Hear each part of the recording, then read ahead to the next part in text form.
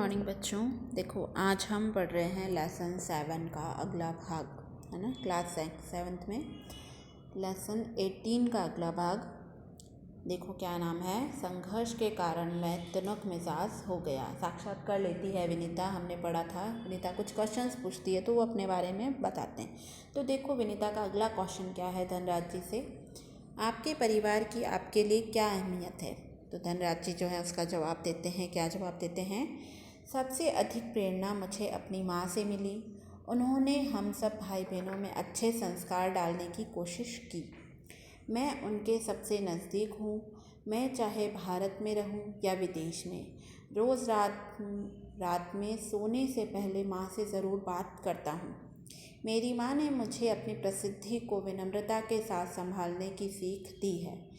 मेरी सबसे बड़ी भाभी कविता भी मेरे लिए माँ की तरह है और वह भी मेरे लिए प्रेरणा का स्रोत रही है। फिर देखो नेक्स्ट क्वेश्चन वो क्या पूछती हैं विनीता, आपने सबसे पहले कृत्रिम घास एस्ट्रोटर्फ पर हॉकी कब खेली। तो उसका जवाब उसे मिलता है कि मैंने सबसे पहले कृत्रिम घास तब देखी जब राष्ट्रीय खेलों में भाग लेने 1988 में नई दिल्ली आया, और मुझे याद है कि किस तरह सौम्या और जोक्विम कार्वोलोन मुझे एक कोने में ले जाकर कृत्रिम घास पर खेलने के गुर बता रहे थे, यानी कैसे खेला जाता है। और जब वे बताने में लगे हुए थे तो मैं झुक झुक कर उस मैदान को छू रहा था। मुझे विश्वास नहीं हो रहा था कि विज्ञान इस कदर तरक्की कर सकता है जिससे कृत्रिम घास खाई जा सके। और फिर उसके अगले जो है विनीता का क्या सवाल था देखिए, हर युवक का यह सपना होता है कि उसके पास एक कार हो।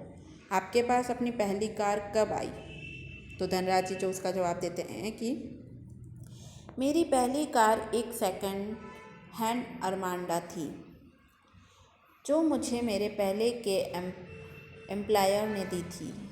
तब तक मैं काफ़ी नामी खिलाड़ी बन चुका था, मगर यह कोई ज़रूरी नहीं कि शोहरत पैसा साथ लेकर आए। मैं तब भी मुंबई की लोकल ट्रेनों और बसों में सफ़र करता था क्योंकि टैक्सी में चढ़ने की हैसियत मुझ में नहीं थी।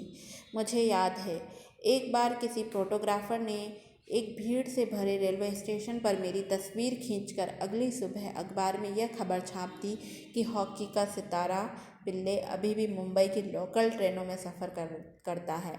ऐसा होता है ना, मीडिया जो है ने कुछ भी देखती है तो उसे छाप देती है अखबार में, तो उसका भी इस तरीके से आर्टिकल छपा। उस दिन मैंने महसूस किया कि एक मशहूर चेहरा बन चुका हूँ और मुझे लोकल ट्रेनों में सफ़र करने से बचना चाहिए। लेकिन मैं कर ही क्या सकता था।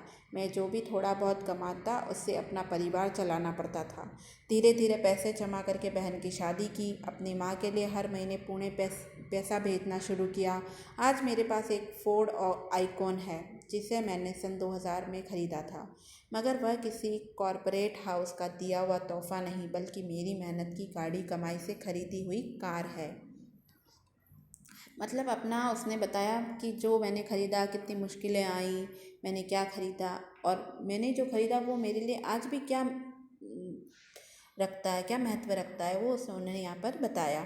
फिर देखो विनीता क्या कहती है, सफलता का आपके लिए क्या महत्व है। हॉकी को आपने इतना कुछ दिया, इसके बदले आपको क्या मिला। तो फिर उसका सवाल होता है तो फिर वो जवाब देती है, कुछ रुपए इनाम में मिले थे, मगर आज खिलाड़ियों को जितना मिलता है उसके मुकाबले में पहले कुछ नहीं मिलता था। मेरी पहली जिम्मेदारी थी परिवार में आर्थिक तंगी को दूर करना और उन सबको एक बेहतर ज़िंदगी देना। विदेश में जाकर खेलने से जो कमाई हुई उससे मैंने 1994 में पुणे के भाऊ पाटिल रोड पर 2 बेडरूम एक छोटा सा फ्लैट खरीदा। घर छोटा ज़रूर है पर हम सबके लिए काफ़ी है। 1999 में महाराष्ट्र सरकार ने मुझे पवई में ये फ्लैट दिया। वह ऐसा घर है जिसे खरीदने की मेरी खुद की हैसियत कभी नहीं थी। मतलब देखो इनाम में मिले हुए रुपयों से उसने क्या क्या कर दिया। फिर देखो आगे क्या है, फिर विनीता का लास्ट सवाल जो है वो पूछती है, क्या पूछती है, सेलिब्रिटीज़ के साथ एक ही मंच पर बैठना कैसा लगता है।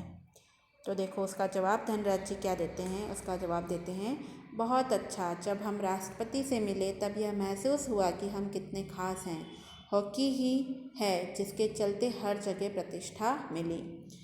देखो अब होता है इंसान के ज़िंदगी में कि उसे कुछ स्पेशल चीज़ होती है जो वो उसे कहीं का कहीं पहुंचा देती है। तो धनराज जी की ज़िंदगी में भी उसकी हॉकी थी जिसे उन्होंने इतना बड़ा बना दिया। उसे प्रतिष्ठा मिली, मान मिला, उससे उसके जो पहले के दुख दर्द थे वो दूर हुए, है ना। चलो ठीक है।